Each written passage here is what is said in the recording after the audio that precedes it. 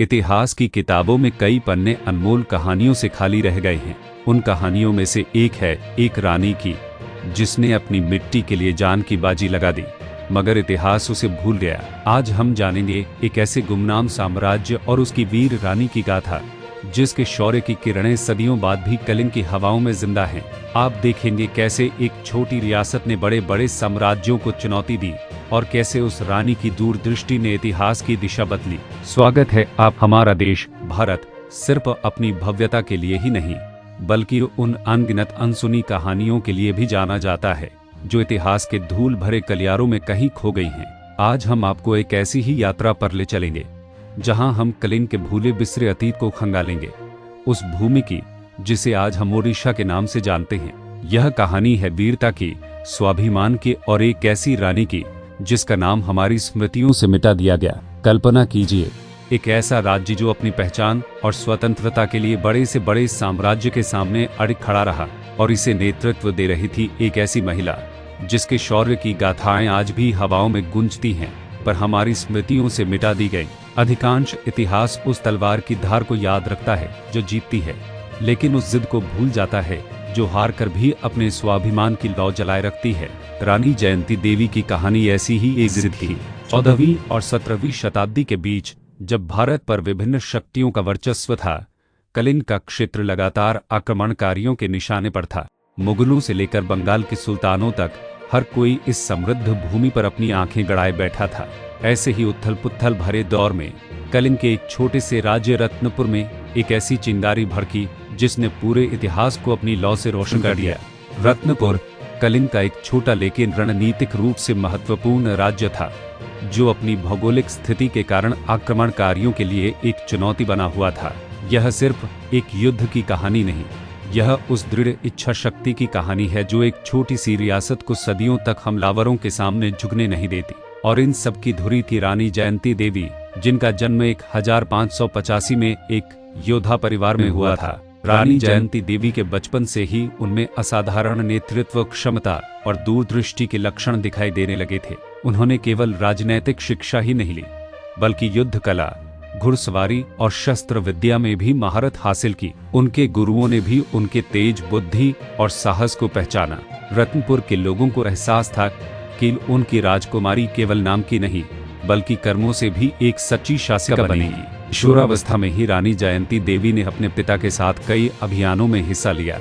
उन्होंने न केवल रणनीति को समझा, बल्कि युद्ध के मैदान पर सैनिकों का मनोबल कैसे बढ़ाया जाता है, यह भी सीखा। उनके पिता महाराजा विक्रमदेव अपनी बेटी की क्षमताओं से इतने प्रभावित थे कि उन्होंने उन्हें राज्य के महत्वपूर्ण फैसलों में शामिल करना शुरू कर दिया। यह उस समय के लिए एक असाधारण बात थी, जब महिलाएं अक्सर राजनीतिक मामलों से दूर रहती थी। वर्ष 1605 में महाराजा विक्रमदेव का निधन हो गया। राज्य पर संकट के बादल मंडरा रहे थे। पड़ोसी राज्यों की लालची नजरें रत्नपुर पर थी और बाहरी आक्रमणकारियों का खतरा भी बढ़ रहा था।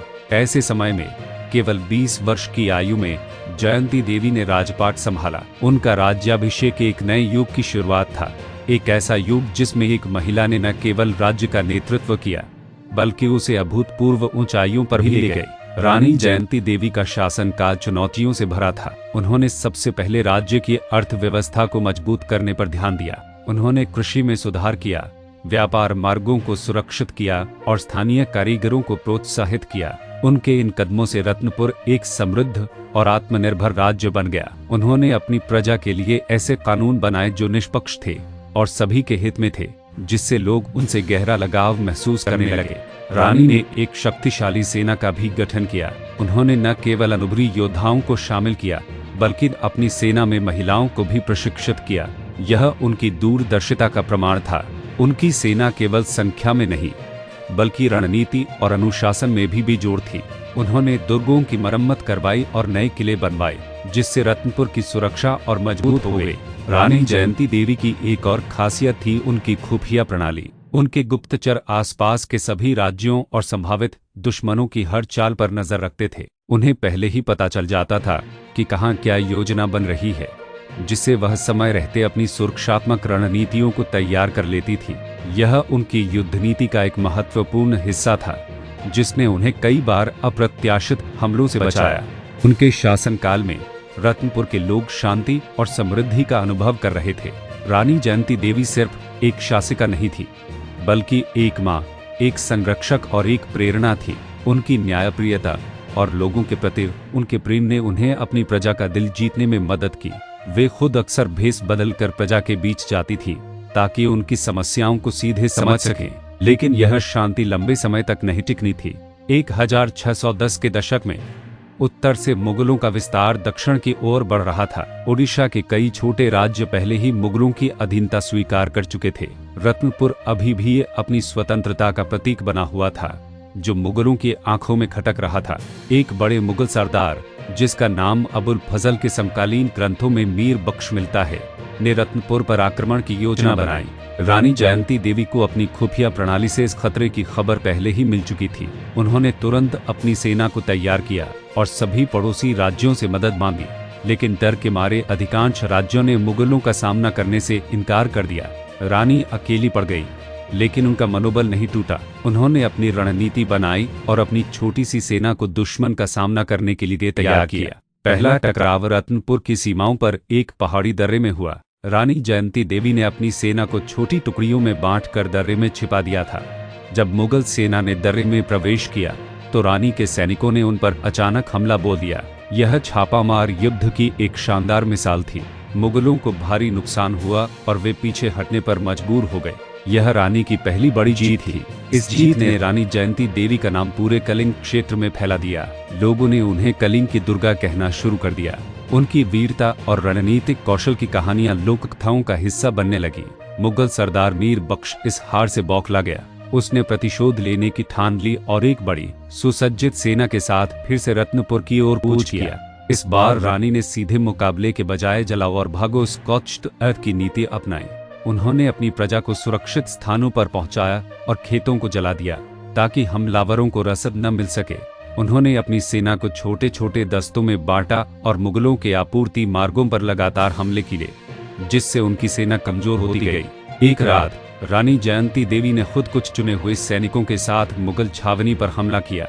यह एक साहसी और अप्रत्याशित कदम था। उन्होंने मुगलों के कई महत्वपूर्ण अधिकारियों को बंदी बना लिया और उनके हथियारों के भंडार को नष्ट कर दिया। इस हमले ने मुगल सेना के मनोबल को पूरी तरह से तोड़ दिया। मीर बख्श को एक बार फिर अपमानजनक हार का सामना करना पड़ा।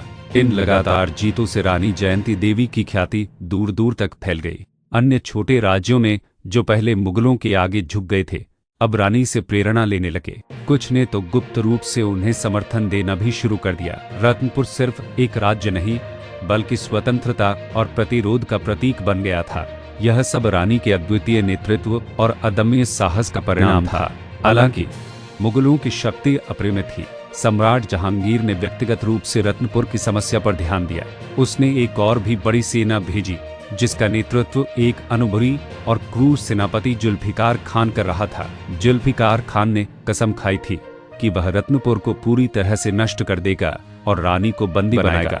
इस बार रानी जयंती देवी जानती थी कि सीधी लड़ाई में जीतना संभव होगा। उन्होंने अपने लोगों को इकट्ठा किया और उन्हें समझाया कि उन्हें गुरिल्ला युद्ध गैल ऑफे के लिए तैयार रहना होगा। उन्होंने रत्नपुर के किले को और मजबूत किया और हर दीवार पर अपने सैनिकों को तैनात किया। किले में पर्याप्त रसद और पानी का भंडारण किया गया। जुल्फिकार खान की सेना ने रत्नपुर के किले को घेर लिया। यह घेराबंदी कई महीनों तक चली। मुगलों ने किले की दीवारों को तोड़ने के लिए बड़े बड़े तोपों का इस्तेमाल किया, लेकिन रानी के सैनिक हर हमले का डटकर मुकाबला करते रहे। किले के अंदर से रानी खुद अपने सैनिकों का मार्गदर्शन करती थी और उन्हें लगातार प्रेरित करती थी। घेराबंदी के दौरान रानी जयंती देवी ने एक और साहसी योजना बनाई। उन्होंने रात के अंधेरे में अपने कुछ सबसे वफादार सैनिकों को सुरंगों के रास्ते बाहर भेजा। इन सैनिकों ने मुगल छावनी पर हमला किया और उनके गोला बारूद के एक बड़े हिस्से में आग लगा दी। इस कार्रवाई ने मुगलों को एक बार फिर चौंका दिया और उनकी घेराबंदी को कमजोर कर दिया। लेकिन समय बीतने के साथ किले के अंदर रसद और पानी की कमी होने लगी। सैनिकों का मनोबल घटने लगा। रानी जानती थी कि अब उन्हें कोई बड़ा कदम उठाना होगा। उन्होंने अपने सबसे वफादार सेनापतियों के साथ एक आखिरी रणनीति बनाई, किले से बाहर निकलकर सीधा हमला करना। यह एक आत्मघाती कदम हो सकता था, लेकिन उनके पास और कोई विकल्प नहीं था। एक सुबह सूर्योदय से ठीक पहले रानी जयंती देवी ने अपने सैनिकों को इकट्ठा किया। उन्होंने एक भावुक भाषण दिया जिसमें उन्होंने अपने लोगों को अपनी भूमि, अपनी संस्कृति और अपनी स्वतंत्रता के लिए लड़ने का आह्वान किया। उनके शब्दों ने सैनिकों में एक नई ऊर्जा भर दी।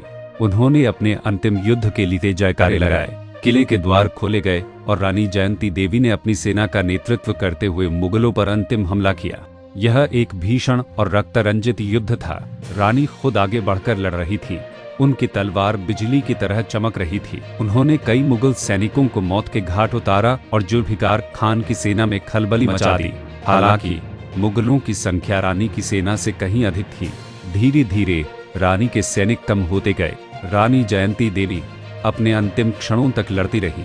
लोक कथाओं के अनुसार उन्होंने जुल्फिकार खान को भी गंभीर रूप से घायल किया, लेकिन अंततः वह खुद भी युद्ध के मैदान में वीरगति को प्राप्त हुई। रत्नपुर का पतन हुआ, लेकिन उसकी रानी का साहस अमर हो गया। रानी जयंती देवी की मृत्यु के बाद रत्नपुर को मुगलों ने पूरी तरह से नष्ट कर दिया। उनकी सारी विरासत को मिटाने की कोशिश की गई ताकि उनका नाम और उनकी वीरता कभी याद न की जाए। लेकिन इतिहास चाहे कितना भी दबाया जाए, अपनी कहानियां कहने के तरीके ढूंढ ही लेता है। लोगों के दिलों में और उनकी लोककथाओं में रानी जयंती देवी हमेशा जीवित रही।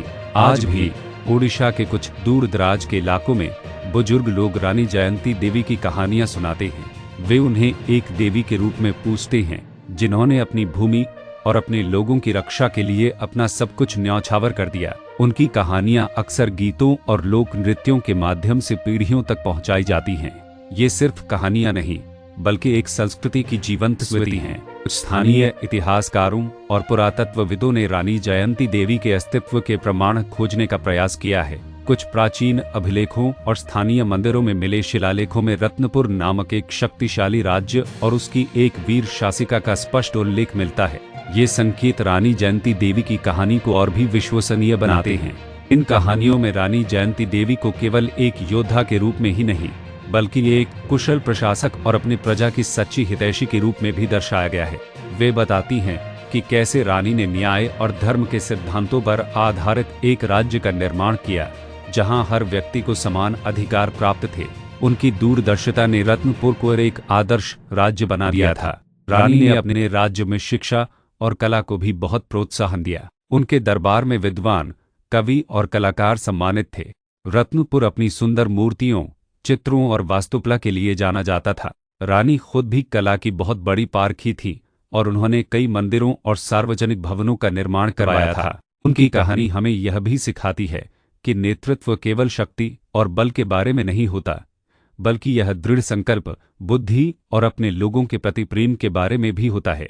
रानी जयंती देवी ने अपनी छोटी सी सेना के साथ जिस तरह से एक विशाल साम्राज्य का सामना किया, वह किसी चमत्कार से कम नहीं था। कई बार इतिहास शक्तिशाली विजेताओं की कहानियों को ही दर्ज करता है और उन नायकों को भूल जाता है जिन्होंने हार कर भी अपने सिद्धांतों को नहीं छोड़ा। रानी जयंती देवी ऐसी ही एक गुमनाम नायिका हैं, जिनकी कहानी हमें याद दिलाती है कि सच्ची वीरता का अर्थ कभी हार न मानना नहीं, बल्कि हर परिस्थिति में अपने आदर्शों पर अड़िग रहना है। कल्पना कीजिए, अगर रानी जयंती देवी की कहानी को मुख्यधारा के इतिहास में स्थान मिला होता तो यह कितनी पीढ़ियों को प्रेरित करती। उनकी कहानी सिर्फ कलिंग तक सीमित नहीं, बल्कि यह पूरे भारत की अदम्य भावना का प्रतीक है। यह हमें यह भी सोचने पर मजबूर करती है कि इतिहास में ऐसी कितनी और कहानियां दफन होंगी जिन्हें अभी तक उजागर नहीं किया गया है। रानी जयंती देवी के जीवन का एक और दिलचस्प पहलू था उनका कूटनीतिक कौशल।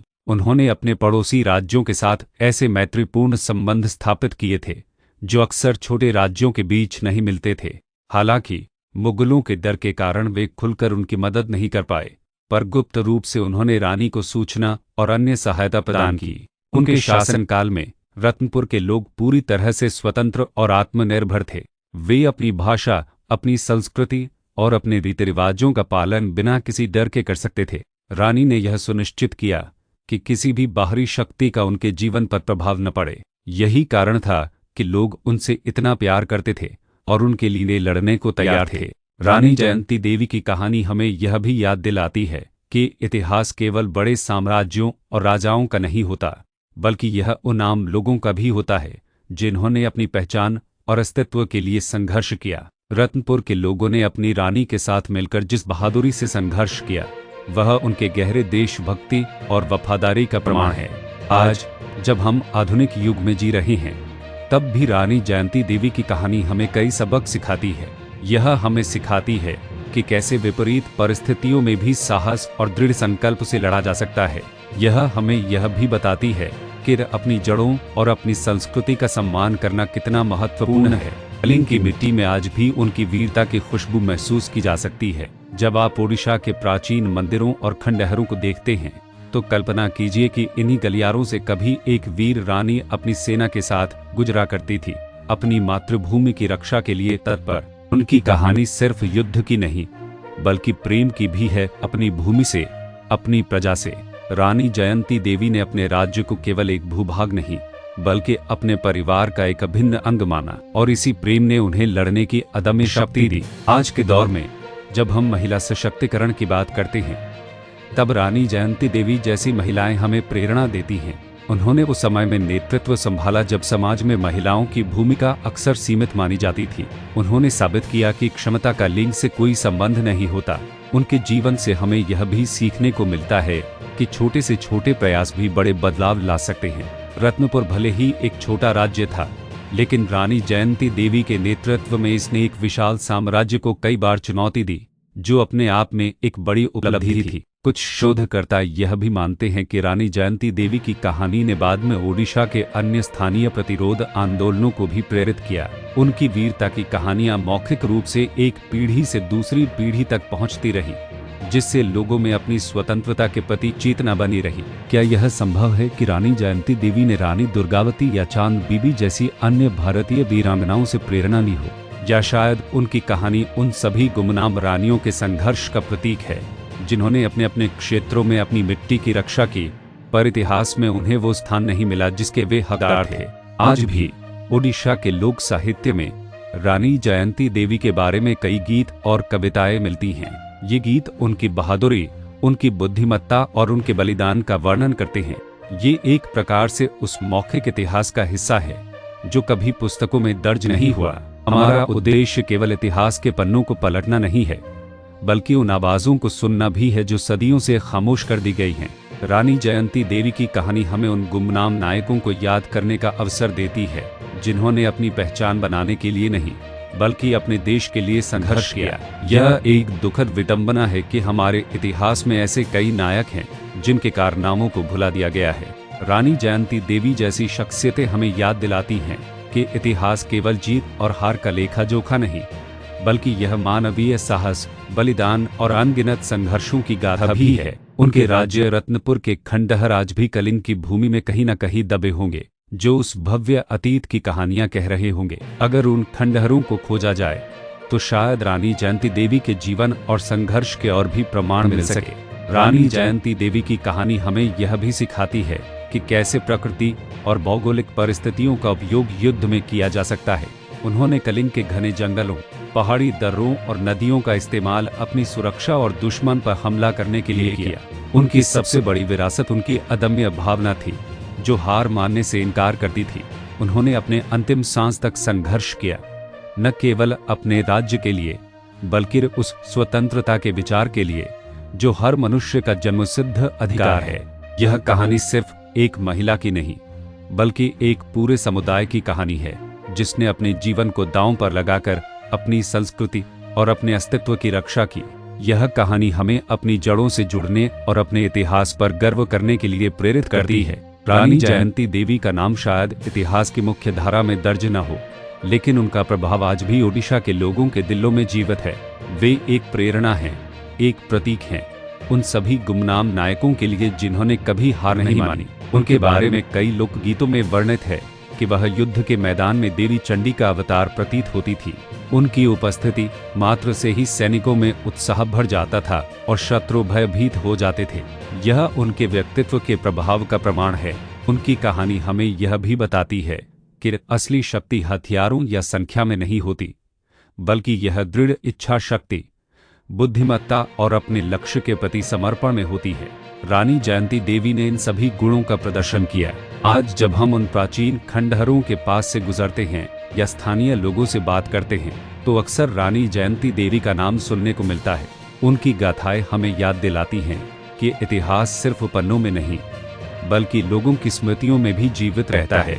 इस कहानी का सबसे दुखद पहलू यह है कि एक ऐसी असाधारण वीरांगना को इतिहास ने भुला दिया। क्या यह हमारे इतिहास लेखन की कमी है या फिर समय के साथ हमने अपनी अनमोल धरोहरों को सहेजना छोड़ दिया है?